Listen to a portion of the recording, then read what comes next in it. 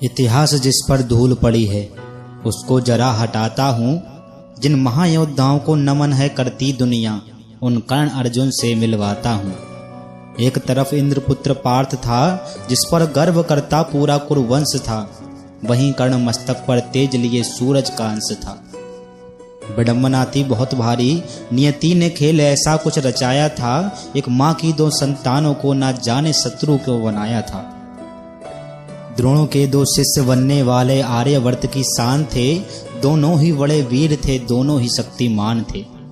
अब किसे पता था आगे चलकर ऐसा कुछ इतिहास बनेगा। एक भाई दुर्योधन की आस बनेगा, दूजा माधव का विश्वास बनेगा।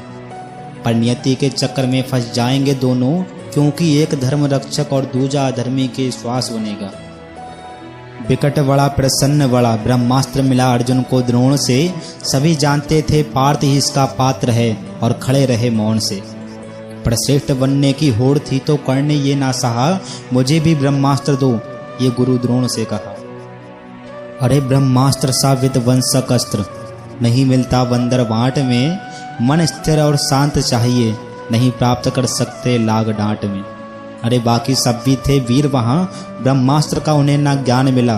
केवल कर्ण ने गुरुकुल त्याग दिया, अज्ञानता का प्रमाण मिला। ब्राह्मण का वेश धरा छल किया परशुराम से। अरे बड़े बड़े वीर डरते थे जिनके नाम से।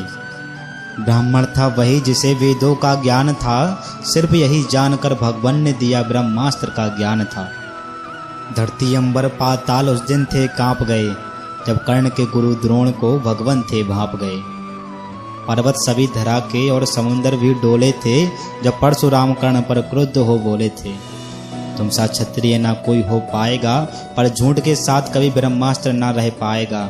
अरे जब मृत्यु होगी निकट तुम्हारा, विवेक मर जाएगा। अधर्मियों के काम कभी ब्रह्मास्त्र नहीं आएगा। और वही दूजी ओर पार्थ था जिसने धर्म का साथ सुना। द्रोण भीष्म इंद्र कृपा सभी गुरुओं से ज्ञान सुना। अरे पार्थ से मिली ये सीख, सीखने की ललक जो जगाएगा, उत्तम बनने की चाह से एक दिन सर्वश्रेष्ठ हो जाएगा। अब परशुराम से ज्ञान लेकर कर्ण महायोद्धा बनकर आया था, और ऐसा अद्भुत वह वीर था जिसने जरासंध को एक दिन में हराया था। अब दुर्योधन का जड़ सुने, भानुभूति स्वयंवर में चुकाया था, जब दुर्योधन के प्राणों को उसने अपने शौर्य से बचाया था। अब जब प्राण बचा लिए थे तो फिर कैसा ऋण शेष था। दुर्योधन समक्ष कर्ण क्यों अधर्म करने को पेश था। कलयुग में भी अधर्म का बीज बो जाएगा। एक धर्म करेगा तो आगे भी करता जाएगा।